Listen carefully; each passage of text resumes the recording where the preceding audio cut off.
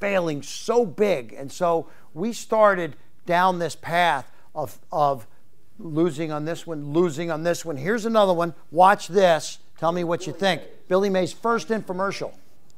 I'd like to introduce to you the Washmatic International. It's the only washing system in the world that works direct from a bucket. How bad was that? Okay, I mean, come on. Billy Mays' first infomercial. We thought we were invincible, but we started down this path of really down a terrible, terrible path. Our business model was having a tough time. And so we actually, this was right when Tony Little had a terrible bus accident, and Tony Little said, Kevin, I'm giving up. I'm quitting. I'm not going to do this anymore. I just don't see it. I want to get out of this business. So from Chubby Checker to Billy Mays, Tony Little's done, and we're going down this path. We're doing $2 million a week in sales. And every Monday, my CFO would, usually he would come down and sit in front of my desk, and we would talk about how great the weekend was. But this particular week, the Gulf War had just recently hit. This is back in like 1990, 91. And my CFO, who normally would sit in front of me and we talk about how great things were, he's in his office, calls me on the intercom, and he says, hey, can you pick up? I'm like, well, what's, I knew something was up because he's normally in front of me. He's afraid to come down to my office. And he's like, we have a problem. He said, the bank, the way our business works is our credit cards get processed through a credit card processor, and then they deposit that in our account every Monday, the weekend sales. And we do about $2 million over the weekend, Friday, Saturday, and Sunday. So it's like clockwork. Every Monday before 10 a.m., that deposit hits our account. See, it's now like 1 o'clock in the afternoon. The CFO said, bad news. Gulf War, returns, people are calling, sending stuff back that they bought. The bank's nervous. They have a clause that gives them the right to hold money in reserve against our account. And guess what they're holding? All of our sales for the weekend, $2 million. They're holding, okay? They basically grabbed they grabbed every dime of capital that I had, because this is back 20-some years ago. And I'm like, wow. I mean, we were literally out of business that day.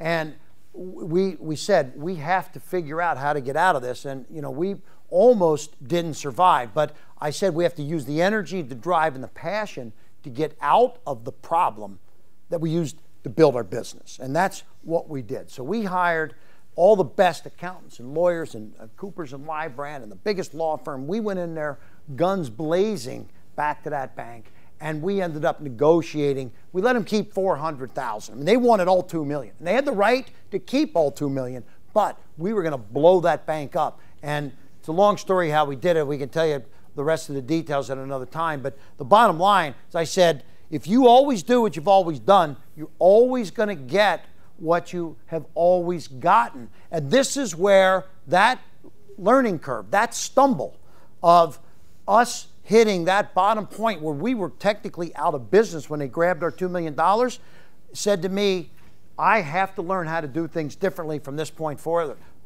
in the future. I'm going to hijack the way I think, because I'm a one-legged stool. When a bank can grab my money like that in one day, I got a $100 million company, got 100 employees, and they're going to put me out of business in one day, something is wrong with that picture. And the industry I'm in, there was something wrong with it, because every product was a bell-shaped curve. We would go up, and just like other industries, like when you think about it, this is a product like the Snuggie. It goes on the air, it goes up, and then it's done, and then it's finished. It's a bell-shaped curve. So this is why I said I have to hijack the way I think. I sat with my advisors, my lawyers, my accountants, my mentors, and I asked a few questions. What do other industries do? How else can I make money from my existing assets? How can I get creative financing to grow my business? And what other industries mirror mine? And this is where we had the breakthrough, because I said there is an industry that mirrors mine. I talked about it earlier. The movie industry, it goes up. It's a bell-shaped curve too. A movie comes out, it goes up on an Oscar night tonight. Hopefully some of you get to watch it.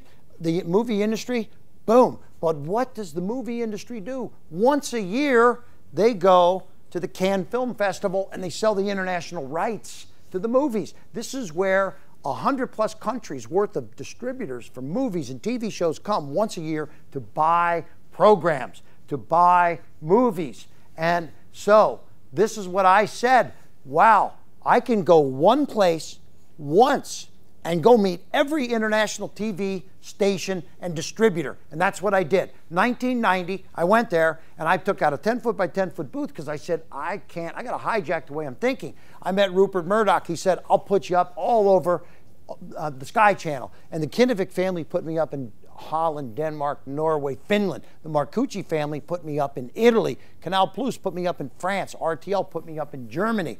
ART, Arab Radio Television, Sheikh Salah Camel, sitting there at my booth. I'm going to air you all across 20 countries of the Middle East, from Egypt to Saudi Arabia, etc. And we did. We took all their downtime. We started buying up all the downtime all across the world. Globo in Brazil, TV Tokyo in Japan, and we became the first company to go supercharged all around the world. Here's the first infomercial we ran anywhere outside the US that anybody did. Das Zieltraining ist wahrlich eine amazing discovery. Bis nächstes Mal. Ich bin Mike Levy und das war Amazing Discoveries.